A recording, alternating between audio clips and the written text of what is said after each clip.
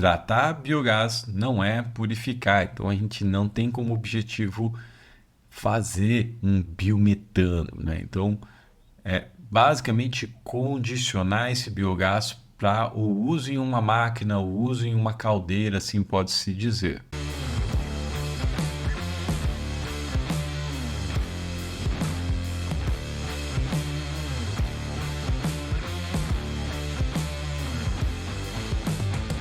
Será que vale a pena tratar biogás, purificar biogás? Quando que você deve fazer isso? Você de repente ouviu alguém falando que precisa, usa carvão, usa water scrubbing, lavagem de gases, fluorização biológica, enfim. Hoje eu quero falar disso nesse vídeo com vocês. Seja bem-vindo ao Dr. Biogás, meu nome é Ricardo Miller e nesse perfil eu ensino você a fazer mais de 15k por mês como consultor de biogás, mesmo que você tenha pouca experiência com biogás ou biodigestores. Então me segue para ficar atualizado. Antes de mais nada, eu quero fazer uma diferenciação aqui entre purificação e tratamento de biogás. Talvez você não tenha se dado conta que existe uma pequena diferença, tá? Nesse vídeo, nós vamos falar de tratamento de biogás e não de purificação. O que é a purificação? É quando você quer produzir biometano. E tratamento, você quer condicionar esse biogás, você quer tirar aquelas impurezas que podem prejudicar uma máquina, assim pode-se dizer. Então, nesse vídeo, a gente vai focar em tratamento, quando você deve fazer, por que você deve fazer, quais são esses contaminantes, essas impurezas do biogás, qual que é o impacto deles dentro de um equipamento, dentro do uso do biogás, assim pode-se dizer. Mas antes de mais nada, de repente você está chegando aqui agora e conhece muito pouco de biogás. O que é esse negócio chamado biogás? Biogás é uma energia renovável, um gás renovável produzido a partir da decomposição de materiais orgânicos. Que materiais orgânicos esses, Ricardo?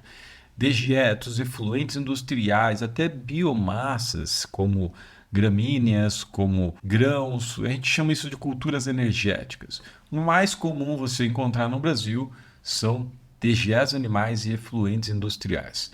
Por vezes você vai ver alguma coisa de biogás com resíduos sólidos urbanos, mas só a fração orgânica, e ou de grandes geradores ou de Ceasa. E quando isso for de fato do lixo, assim posso dizer, você vai ter lá um ecopark que tem um processo muito mais complexo que separa os resíduos orgânicos e manda isso aí para biodigestores. E são esses biodigestores que transformam esse resíduo orgânico em biogás. Então ele pega os carbonos, pega os sólidos voláteis que está ali dentro, fermenta aquilo ali e transforma em gás, né? Esse gás é o biogás que a gente está falando aqui. Esse biogás, em média, né, se a gente for pegar uma média da qualidade do biogás de todos os substratos que a gente tem disponível, ele vai dar algo ali para você de 40 a 45% de CO2, que é um gás não combustível, mas tem valor agregado, mas não é a pauta da nossa aula de hoje, e o metano, que é a principal molécula que a gente quer dentro do biogás. Além disso, você vai ter algo entre 1 a 3, às vezes pode chegar a 7% de outros gases, impurezas. O que são esses outros gases e impurezas que, inclusive, são o objetivo desse vídeo, né? Principalmente umidade, H2S e siloxanos, né? Tão temidos siloxanos. A gente vai focar aqui nos principais, tá? Quais são os principais contaminantes que a gente precisa tratar do biogás?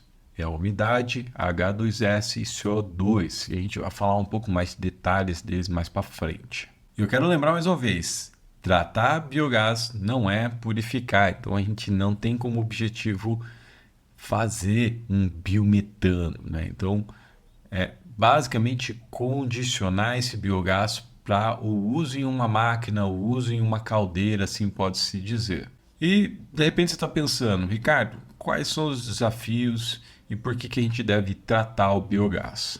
Bom, alguns desses componentes a gente não quer no biogás ou a gente precisa aumentar um pouquinho o poder calorífico dele. O que a gente não quer no biogás? A gente não quer umidade e a gente não quer H2S. O CO2 é tolerável para a maior parte das aplicações, tá?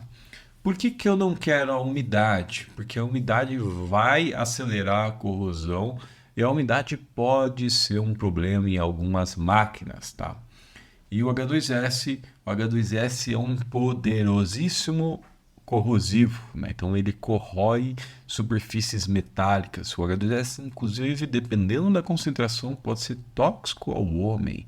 Então o H2S é algo que a gente definitivamente não quer no biogás e a gente faz o possível para reduzir a concentração de H2S o máximo possível nos nossos projetos, tá?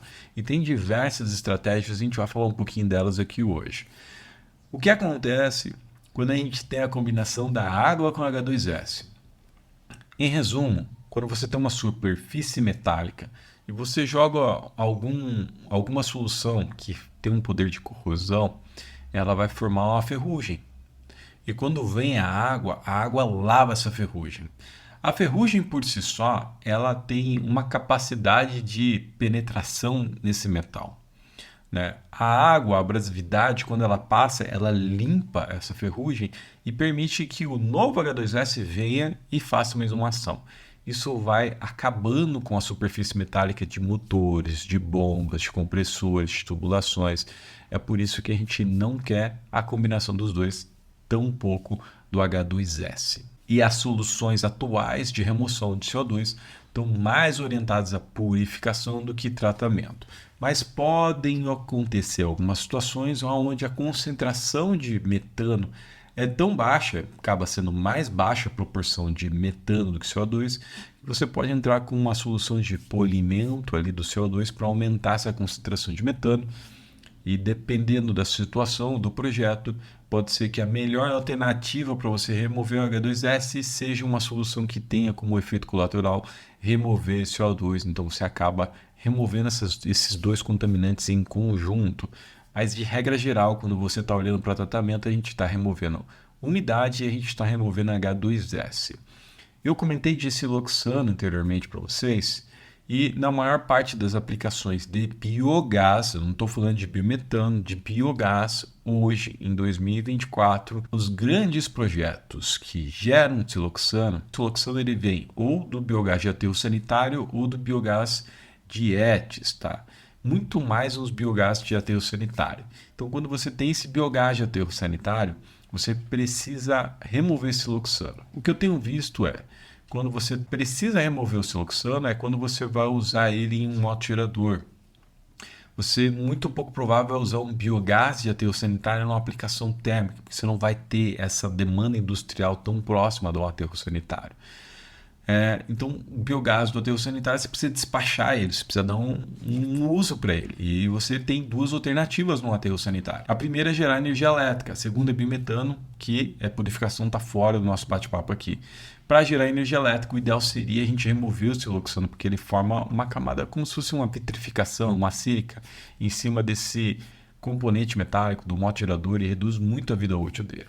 O que eu tenho visto os grandes operadores fazendo manutenções mais recorrentes nos motogeradores do que usar um sistema de tratamento para remoção do siloxano, porque acaba ficando mais caro do que ele fazer um retrofit antes desse gerador. Mas cada caso vai ser um caso, tá? Voltando aqui, então o nosso foco aqui, olhando para biodigestores, vai ser remover H2S e remover umidade. São os dois grandes vilões aí de um projeto de biogás, assim pode-se dizer. E como remover esses contaminantes? Quais são as tecnologias que a gente pode utilizar? Vamos começar pela mais simples, que é a umidade, que é a água. Basicamente, a gente tem aqui sistemas de refrigeração, de condensação, né? Então, por troca de calor, você consegue sequestrar a água, né, no formato que está no formato de vapor no biogás. Ela condensa dentro desses condensadores e você consegue separar ela por um ponto de orvalho, ou seja, a temperatura. Você reduz tanto a temperatura desse biogás ao ponto que a água ela separa, né, ela condensa na parede desses secadores e você tem do outro lado um biogás sem umidade ou com a umidade muito reduzida. Importante dizer, tá?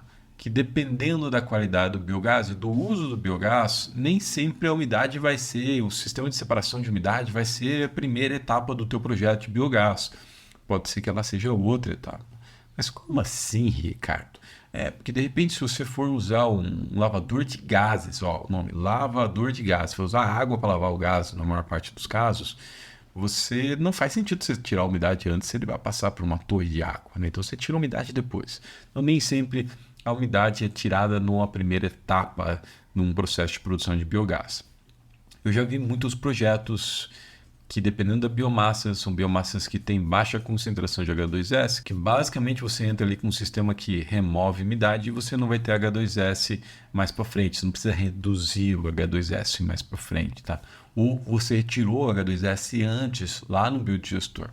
E já que eu estou falando disso, vamos falar das soluções que removem o H2S do biogás. E vamos começar pela que eu considero mais simples, mais eficiente, mais barata das soluções, que é a dessulfurização biológica. Ricardo, o que é essa tal de dessulfurização biológica? Bom, quando eu estou falando de dessulfurização biológica, eu estou falando de injetar oxigênio, injetar ar de forma controlada dentro do biodigestor. Então, existe uma estratégia desses biodigestor lagoa coberta, biodigestor lagoa coberta redondo, um CSTR. Isso não se enquadra para um ASB, tá? Porque a gente precisa ter uma cúpula de pelo menos 10 horas de tempo de retenção hidráulica para que isso aconteça. Então, quando você tem esse armazenamento e você insere oxigênio de forma controlada dentro do biodigestor, algo entre 2% e 4% do volume desse gasômetro, você tem uma reação biológica ali, onde você faz a precipitação desse H2S no formato de enxofre elementar. Então, todo aquele H2S, ele reduz quase que 90%, 95%, ele é diluído dentro do digestato. É uma solução extremamente barata, com OPEX muito baixo, só que tem um problema para purificação, então para o tratamento. Quando você faz inserção de ar dentro do biodigestor, você está inserindo também nitrogênio. E nitrogênio, quando a gente olha para biometano, padrão ANP, tem uma série de exigências, e nitrogênio é uma molécula extremamente difícil de você remover do biogás. Então, tem essa ressalva, mas como o nosso foco aqui não é purificação e tratamento, isso não é um problema de remover H2S. Agora, porventura você não pode usar a desflorização biológica, ou você precisa de um sistema de polimento, você vai ter outras alternativas. Para grandes vazões, você pode fazer um lavador de gases chamado water scrubbing, né? Então você vai fazer isso aí por absorção. Então é uma estratégia que tem um CAPEX maior, tem um OPEX maior e é muito usado para projetos de biometano em aterros sanitários e projetos de grandíssimo porte. Quando você precisa ter uma garantia mínima de concentração de H2S para, sei lá, ter segurança, para garantir a garantia dos equipamentos, né, para seguir o padrão que o fornecedor coloca ali, talvez você tenha que entrar com um sistema de polimento desse gás, né? Ainda é um tratamento. O que é esse polimento, Ricardo? É garantir que a concentração de H2S não ultrapasse determinada linha pré-definida pelo fornecedor do equipamento. Por exemplo, muitas das empresas de geradores trabalham com um limite de 150 a 200 ppm de H2S. Tudo bem que um sistema de desflorização vai chegar nessa quantidade, mas ele não garante isso. E como é que você garante isso? Com um sistema de carvão ativado, uma PSA. Né? Uma PSA ela tem como esse objetivo fazer um polimento do biogás. Então, ela faz ali um controle abaixo de 1000 ppm, o ideal que seja abaixo de 500 ppm, chegando isso, mantendo isso a 500 ppm dentro do biogás. É assim que a gente faz esse polimento do biogás e isso é muito importante dependendo do equipamento que você está utilizando. A outra alternativa para você fazer a remoção do H2S é utilizar membranas de separação seletivas. Mas são sistemas mais caros, mas assim posso dizer, robustos, assim posso dizer, e são soluções que geralmente a gente usa quando está olhando para biometano. Já o CO2, se por acaso você precisar reduzir a concentração de CO2 para aumentar o poder calorífico desse biogás, mas você ainda não deseja eventualmente chegar num biometano, ou que você chegue no biometano, você vai ter pelo menos 3 rotas tecnológicas. A primeira é carvão ativado. A segunda é um lavador de gases e a terceira são as próprias membranas, né? Mais uma vez, quando você está olhando para uma estratégia de remover o CO2, você está olhando para uma linha de biometano. Então a gente não vai se aprofundar tanto aqui. Inclusive, se você quer que eu faça um vídeo falando da purificação de biogás para obtenção de biometano, falando das tecnologias, das estratégias, deixa aqui nos comentários, biometano, que eu vou saber que esse vídeo é do seu interesse e eu vou produzir um vídeo específico sobre isso. Mas enfim, Ricardo, para que remover esses dois contaminantes? Em que situações eu removo elas? Então, vamos lembrar que o biogás a gente vai usar para duas condições, geração de energia elétrica e geração de energia térmica. Para a geração de energia térmica, dependendo da concentração de H2S, e em 90% dos casos você não vai precisar remover H2S, você não vai precisar remover umidade. Mas isso vai depender muito do fornecedor dos queimadores, da condição da caldeira, enfim. Regra geral, se você tem um biodigestor, fazer desflorização biológica é extremamente simples, você garante que o H2S fique lá embaixo. E nisso você pode usar esse biogás mesmo sem remover a umidade, porque você vai jogar isso para dentro de uma caldeira. Você vai perder um pouco de poder calorífico? Vai, mas isso não justifica o CAPEX e o OPEX no sistema de desumidificação na maioria dos casos. Tá? E, segundo alguns especialistas do setor, dependendo da concentração de H2S, e se você está trabalhando numa caldeira híbrida, que ela não opera 100% a biogás, a temperatura que o biogás está entrando dentro da caldeira pode provocar um ponto de orvalho dentro do H2S, que faz com que ele não tenha adesão nas paredes e seja automaticamente eliminado, evaporado desse sistema sem prejudicar a estrutura metálica. Então são estratégias estratégicas. Quando a gente está falando de geração de energia elétrica, sim, a gente precisa remover umidade e remover o H2S. Mais uma vez, vamos seguir essa estratégia de ter um desfluorizador biológico lá no biodigestor, fazendo injeção de ar, e daí a gente remove a umidade para daí usar um sistema de carvão ativado como um sistema de polimento. Isso aí já é mais que suficiente dentro de um projeto de biogás. Em que escala fazer isso? A partir do momento que você tem uma escala comercial, ou seja, você sai daquela escala doméstica de biodigestores que você vai usar para cocção, né? Você ali estamos falando de um projeto de 30, de 25, a partir de 30 metros cúbicos hora de biogás, você já precisa tomar esses cuidados de remover H2S e remover umidade do biogás. Me diz agora aqui qual a sua dúvida sobre tratamento de biogás e deixa aqui uma sugestão de vídeo que você gostaria que eu fizesse nas próximas semanas para você. E se você está procurando um posicionamento no mercado, quer entender mais esse mercado de biogás, quer ganhar dinheiro nesse mercado de biogás, eu tenho um convite para te fazer, que é para a Semana do Consultor de Biogás. São 3 aulas gratuitas minhas, onde eu revelo todos os segredos desse setor. Para se inscrever, basta clicar no link que está na descrição aqui, procurar a Semana do Consultor de Biogás, e eu te espero lá no evento. Um abraço e até o próximo vídeo.